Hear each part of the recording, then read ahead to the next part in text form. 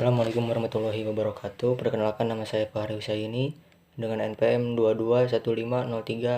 2215031109, jurusan Teknik Elektro, bidang prodi S1 Teknik Elektro. Ingin menyampaikan resume tentang PPKMB 2022. Untuk hari pertama, materi pertama yaitu Bapak Yusriandi YSIK M Medcom menyampaikan materi yaitu peran Polri dalam mengatasi kejahatan digital. Beliau menekankan pada UU ITE yang merupakan sekumpulan data elektronik tidak terbatas pada tulisan, suara, surat elektronik, dan lain-lain. Contoh pelanggarannya, pelanggaran kesusilaan, perjudian, pengancaman, pencemaran nama baik, dan lain-lain. Beliau berpesan selalu berhati-hati dalam menyampaikan pesan. Beliau juga memberikan tips yaitu menyaring konten terlebih dahulu, menguji apakah data yang diterima sudah akurat, dan langsung melapor pada pihak berwajib jika menjadi korban penipuan dunia maya. Untuk pemateri kedua yaitu Dr. Susetya Hermawati STMSI, pengembangan karakter mahasiswa sebagai intelektual dan anti-bullying perundungan. Generasi muda berpengaruh terhadap pembangunan bangsa dan generasi muda mempunyai tanggung jawabnya, yaitu mempertahankan kesatuan bangsa, meningkatkan partisipasi pembangunan sosial bangsa, dan mengembangkan demokrasi Pancasila. Beliau berpesan, sebagai mahasiswa kita harus kritis dalam mengkritik, tetapi ingat, mengkritik ada adabnya dan etikanya. Materi ketiga yaitu Profesor Dr. Yai Haji Said Akil Siroj MA, penguatan karakter mahasiswa dalam perspektif agama. Beliau menyampaikan bahwa kita harus mencontoh para nabi yang cinta tanah air mereka. Oleh karena itu, kita sebagai mahasiswa harus berpedoman kepada nasionalisme.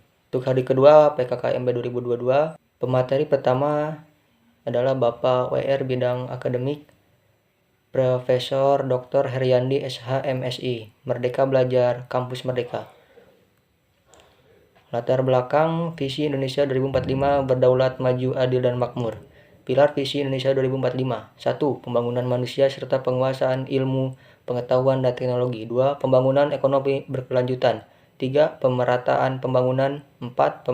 Pemantapan ketahanan nasional dan tata kelola pemerintahan.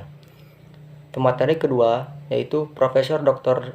Asep Sukohar SKed MKes SP KKLP, Kesadaran Lingkungan Hidup, Manajemen Risiko, dan Kampus Sehat.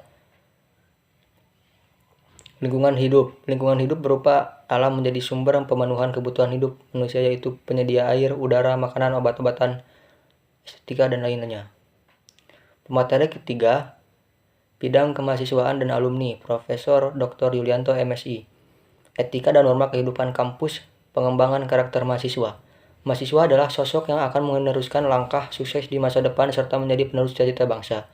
Menjadi mahasiswa ideal berarti Anda mampu berpikir positif terhadap sesuatu yang Anda lakukan dan kerjakan. Anda juga harus mampu menyeimbangkan antara sisi akademik, organisasi, dan tugas-tugas. Untuk pemateri keempat, bidang perencanaan kerjasama dan TIK, Profesor Insinyur Suharso PhD, Perguruan Tinggi di Era Revolusi Industri 4.0 dan Kehidupan Kampus di Masa Pandemi. Untuk hari ketiga PKKMB 2022, pemateri pertama Dr. Eng Helmi Fitriawan ST, pembelajaran di era 4.0 dan plagiarisme.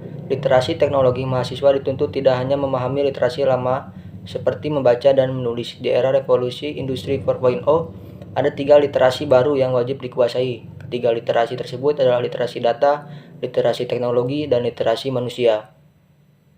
Untuk pemateri kedua, Dr. Muhammad Irsyad STMT, Sistem Perkuliahan dan Pembimbing Akademik. Sistem pendidikan adalah himpunan gagasan atau prinsip-prinsip pendidikan yang saling bertautan dan bergabung sehingga menjadi satu keseluruhan.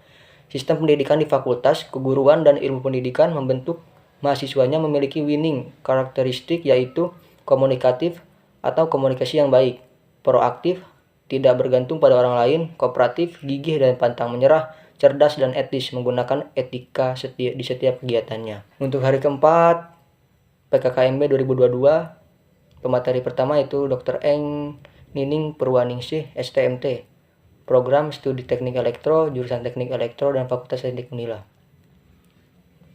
Materi kurikulum PST 2022, visi keilmuan PSTE, misi PSTE, profil lulusan PSTE, bahan kajian kurikulum PSTE, capaian pembelajaran, sikap, keterampilan umum, keterampilan khusus, pengetahuan, struktur kurikulum PST, peer group, atau peminatan PST, dan lain-lain. Dan setelah itu ada sesi pengenalan dosen jurusan teknik elektro. Terima kasih. Itu mungkin resume dari saya, Pak Riusa ini.